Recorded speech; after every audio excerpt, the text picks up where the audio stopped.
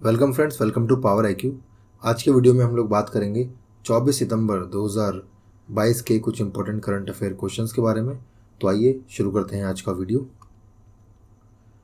सितंबर 2022 को नौसेना प्रमुख एडमिरल आर हरिकुमार ने स्वदेशी डाइविंग सपोर्ट वेसल्स आईएनएस निस्तार और आईएनएस निपुण को कहां पर लॉन्च किया? तो ये लॉन्च किया गया है विशाखापट्टनम में, और इन दोनों को ही मिलकर के बनाया गया है किसकी सहायता से? Hindustan shipyard limited. इसका हेडक्वार्टर कहाँ पर है? विशाखापट्टनम में। और इसको इस्टेब्लिश कब किया गया था? 1941 में। दोनों ही वेसल्स का जो ईच वेट है वो है 9350 टन्स।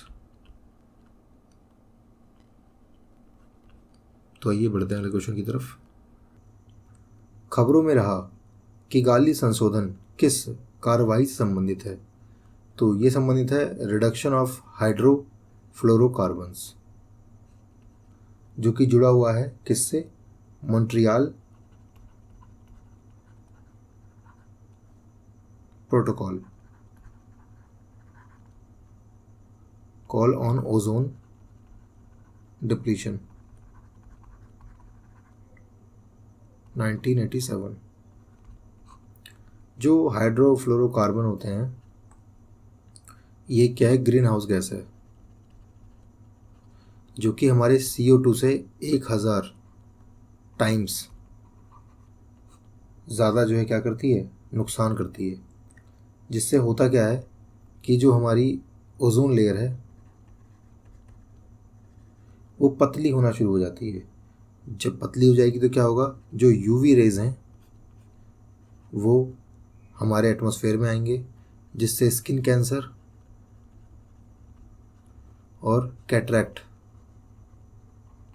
ये दो ऐसी मेजर बीमारियां जो उससे होती हैं। इसीलिए अकॉर्डिंग टू मॉन्ट्रियल प्रोटोकॉल हमें HFCs यानी कि हाइड्रोफ्लोरोकार्बन्स का इस्तेमाल जो है वो कम कर देना चाहिए, लगभग 85% इन 14 ईयर्स का ये क्या था? टारगेट। 130 देश जो कि इसको रेटिफाई कर चुके हैं, जिनमें इंडिया, रशिया, चाइना और भी बहुत सारे देश हैं जो इसमें आते हैं। ये क्योंकि एक ग्रीन हाउस गैस है इसलिए इसको हमें बंद यूज़ नहीं करना चाहिए। इससे क्या होता है? ग्लोबल वार्मिंग बढ़ती है और ये हमारी ओजोन लेयर को भी क्या करता है? नुकसान जो है पहुँचाता है। तो आइए बढ़ते हैं अपने नेक्स्ट क्वेश्चन की तरफ। खबरों में रहा मून लाइटिंग किस क्षेत्र से संबंधित है? तो ये संबंधित है एम्प्लॉयमेंट से। कैसे? देखते हैं। अभी हाल ही में क्या हुआ कि जो विप्रो है उन्होंने अपने 300 कर्मचारियों को टर्मिनेट कर दिया। क्यों किया? क्योंकि वो लोग क्या कर रहे थे कि विप्रो कंपनी के जो कॉम्पिटिटर ब्रांड्स हैं उनके साथ मिलकर काम कर रहे थे। क्या कर रहे थे? उनके साथ मिलकर काम कर रहे थे, यानी कि विप्रो के साथ भी काम चल रहा था और इनके कॉम्पिटिटर के साथ भी। इसके कुछ बड़े नुकसान हैं, जैसे कि पहला बड़ा नुकसान है डेटा ब्रीच। डेटा ब्रीच हो सकता है, डेटा मिसयूज़ किया जा सकता है, और सबसे इम्पोर्टेंट जो कंपनी है उसकी जो इंटेलेक्चुअल प्रॉपर्टी है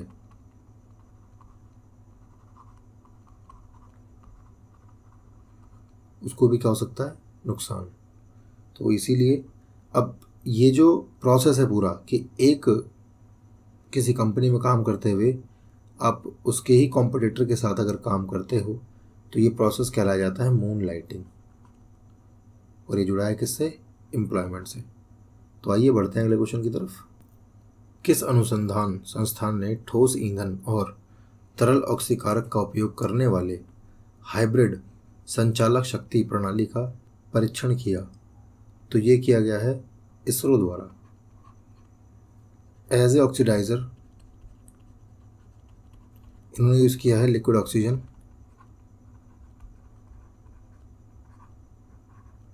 और एज ए सॉलिड फ्यूल इन्होंने यूज़ किया है हाइड्रोक्सिल टर्मिनेटेड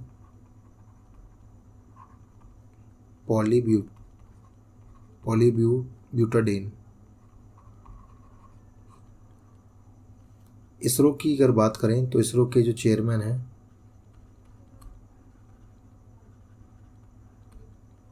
ये हैं श्री एस सोमनाथ,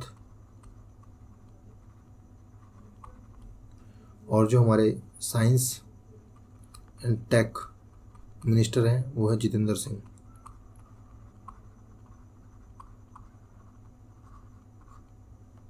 आइए बढ़ते हैं अगले क्वेश्चन की तरफ। हर साल अंतर्राष्ट्रीय सांकेतिक भाषा दिवस कब मनाया जाता है? तो ये मनाया जाता है 23 सितंबर को। और इस दिन का जो थीम था इस बार वो क्या था? Sign language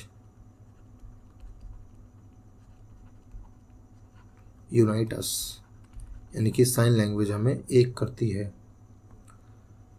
WFD world federation of the deaf, ये इसको ऑर्गेनाइज करती है, अवेयरनेस जो है वो कराती है सभी को साइन लैंग्वेज का। और जो इसके प्रेसिडेंट हैं उनका नाम है जोसेफ जे मुरे, और इसको बनाया गया था, मतलब इस्टेब्लिश किया गया था 1951 में। कहाँ? रोम, इटली में। लेकिन जो इसका हेडक्वार्टर है वो कहाँ है? हेलेंस्की, फिनलैंड में।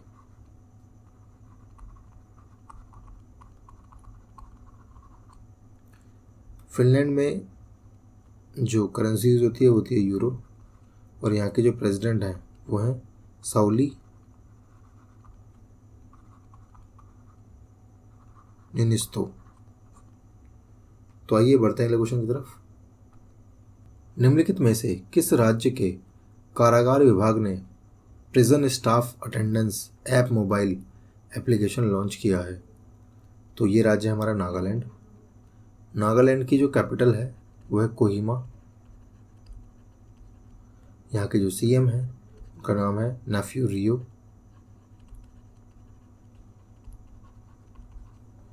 और यहाँ के जो गवर्नर हैं उनका नाम है जगदीश मुखी।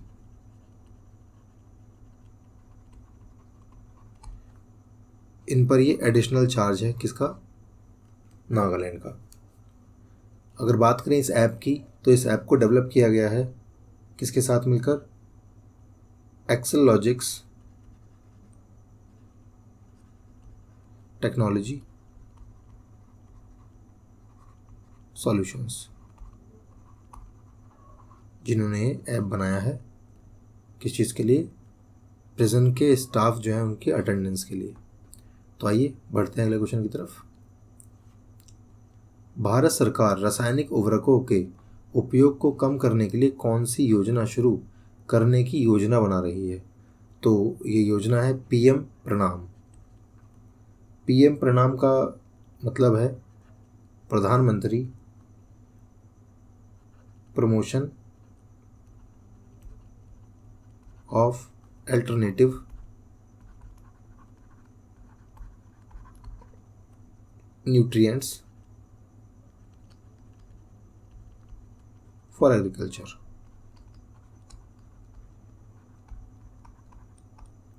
मैनेजमेंट योजना।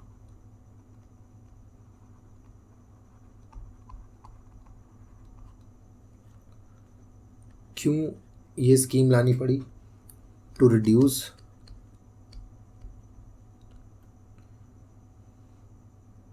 Chemical fertilisers.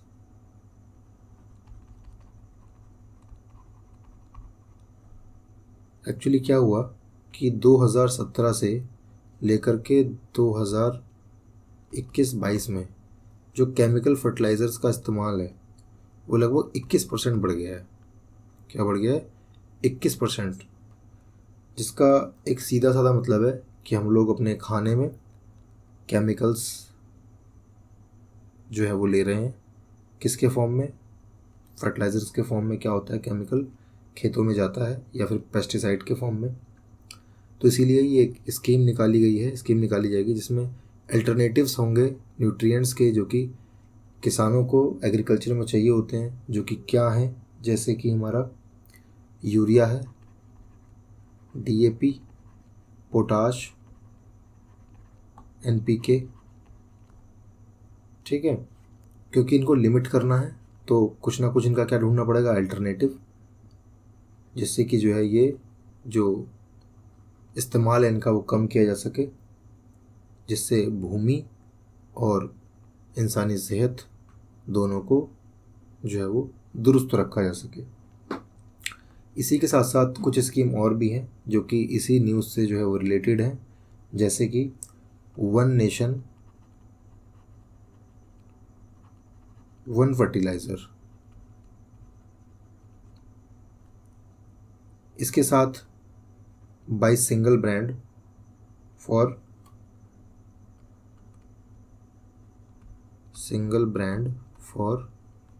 Fertiliser and logo, यानी कि एक देश है तो एक फर्टिलाइज़र होना चाहिए, एक ब्रांड है और उसका एक ही लोगो होना चाहिए। चाहे कोई भी मैन्युफैक्चर करे, वो सिर्फ एक ही ब्रांड के नीचे बेचे जिसका नाम होगा भारत। और जो हमारे केमिकल फर्टिलाइज़र मिनिस्टर हैं उनका नाम है, जो हमारे क्या हैं, केमिकल एंड फर्टिलाइज़र मिनिस्टर हैं, उनका नाम है Mansukh Mandaviya.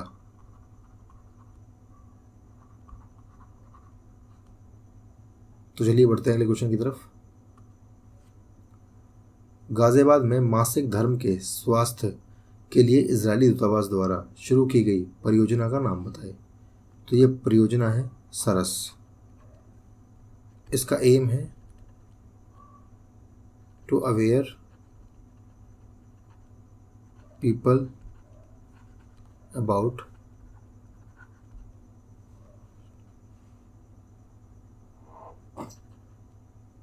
menstruational health and cleanliness.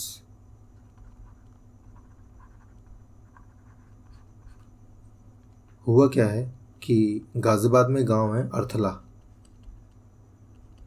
यहाँ पर एनजीओ खुशी और जो एम्बेसी है इजरायली, इन्होंने एक क्या कहते हैं प्रोजेक्ट लॉन्च किया सरस, जिसमें एनजीओ खुशी ने अर्थला विलेज में क्या किया, एक मैन्युफैक्चरिंग यूनिट शुरू की।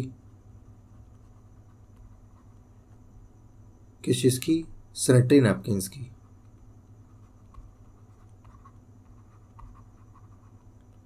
जो कि नेचुरली मेड सैनिटरी हैं, मेड नैपकिन्स हैं,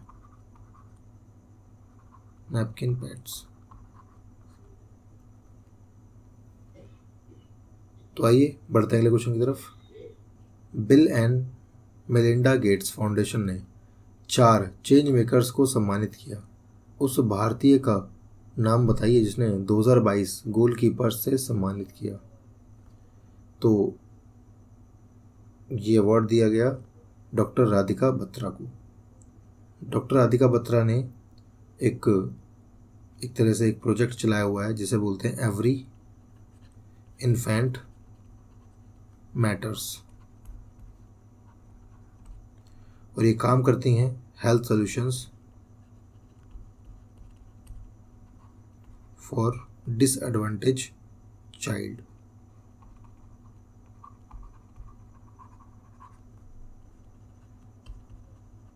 डिसएडवांटेज चिल्ड्रन इन इंडिया।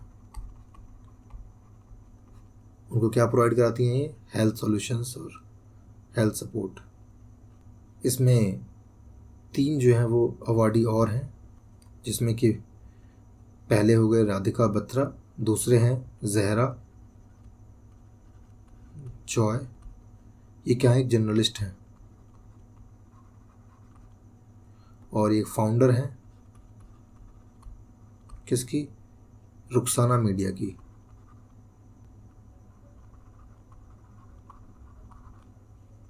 जिसमें ये इश्यूज़ को सामने लाती हैं जो अफेक्ट करते हैं वुमेन्स को। कहाँ पर, अफ़गानिस्तान में। यानी कि महिलाओं की अफ़गानिस्तान में क्या इश्यूज़ हैं, उनके क्या उनकी स्थिति है, उसको ये क्या करती हैं, दिखाती हैं या उसको उसके बारे में लोगों को अवेयर कराती हैं। जो नेक्स्ट हैं वो हैं वनीसा नाकाटिया।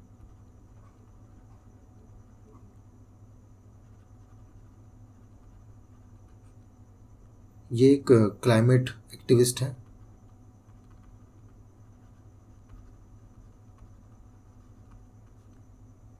जो फोर्थ हैं उनका नाम है युर्सुला वॉन डेर ले। ये एक पॉलिटिशियन है और ये प्रेसिडेंट है कहाँ की, यूरोपियन कमीशन की। कहाँ की, यूरोपियन कमीशन की। इनको ये अवार्ड दिया गया क्योंकि इन्होंने उस रीजन में पीस और स्टेबिलिटी बनाए रखी। तो आइए बढ़ते हैं अगले क्वेश्चन की तरफ।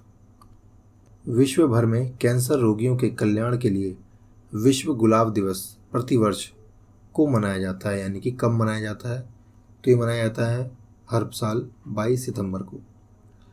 और ये जो वर्ल्ड रोज़ डे है कैंसर पेशेंट्स के लिए मनाया जाता है।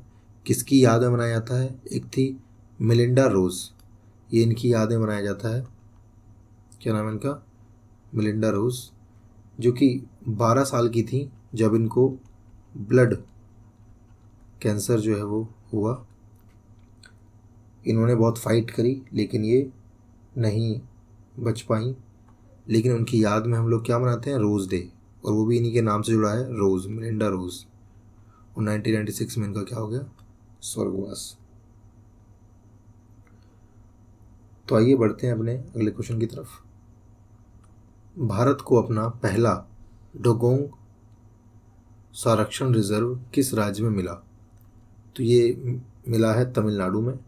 तमिलनाडु में कहाँ, पाक बे। पाक बे कहाँ से कहाँ तक का एरिया ये कवर करता है, ये करता है coastal area of Thanjavur and Pudukkottai, जो कि टोटल एरिया बनता है 448 स्क्वायर किलोमीटर।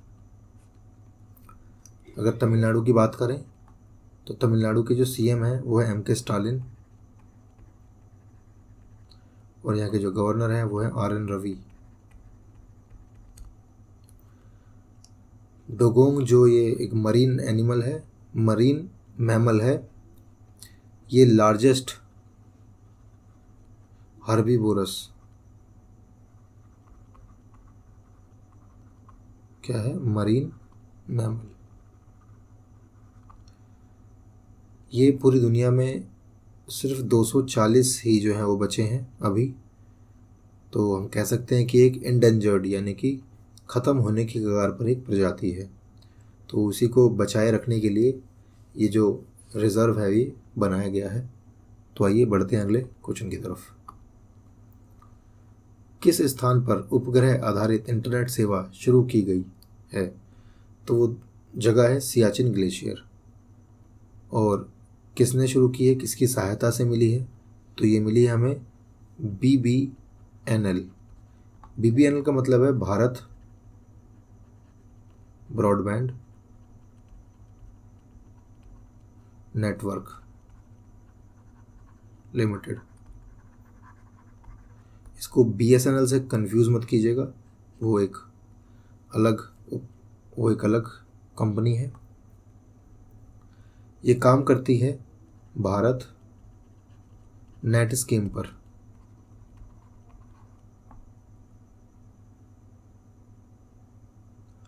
जिससे कि ये क्या करती है, इंटरनेट प्रोवाइड कराती है सैटेलाइट के थ्रू।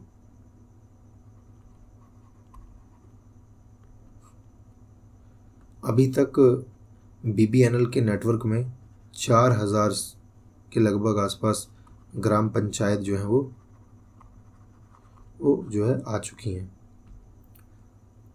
और इंटरनेट सेवा मिलने से सियाचिन में बहुत ही जो है क्या यूज़ होगा इसका। क्यों? क्योंकि जो सियाचिन है वो पाकिस्तान और चाइना दोनों के ही अटैक के निशाने पर जो है वो रहता है। वहाँ पर बड़ा अच्छा क्या होगा, इसका इस्तेमाल होगा इंटरनेट सर्विस का, जो कि अब से पहले वहाँ पर नहीं थी। तो आइए चलते हैं अगले क्वेश्चन की तरफ। ई कॉमर्स कंपनी अमेज़न ने भारत में अपना पहला सौर ऊर्जा संयंत्र किस राज्य में स्थापित करने की घोषणा की है? तो वो भारतीय राज्य है राजस्थान। राजस्थान में 3 सोलर फार्म जो है वो बनेंगे, जिनकी कुल कैपेसिटी होगी 420 मेगावाट, जिसमें से 210 मेगावाट बनेगा बाई रिन्यू पावर और 100 मेगावाट होगा बाई एम्प एनर्जी, और 110 जो मेगावाट है वो होगा ब्रुकफील्ड रिन्यूएबल। और अमेज़न जो है 23 न्यू रूफटॉप प्रोजेक्ट्स भी क्या है शुरू करेगा, जिनकी कुल कैपेसिटी होगी 4.9 मेगावाट। तो ये एक अच्छा कदम है कंपनी का, जिससे कि काफ़ी हद तक जो पावर की समस्या है वो दूर होगी और हम लोग कोल और फॉसिल फ्यूल से हट करके रिन्यूएबल एनर्जी पर जो है वो आ सकेंगे। तो दोस्तों आज के वीडियो में इतना ही। आपसे मिलेंगे नेक्स्ट वीडियो में कुछ नए और इम्पोर्टेंट करंट अफेयर क्वेश्चंस के साथ।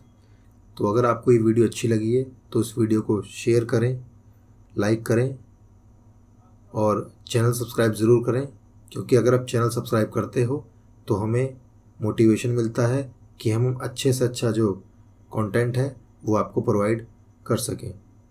तो थैंक यू फॉर वॉचिंग। पढ़ते रहिए, नई नई चीज़ें सीखते रहिए।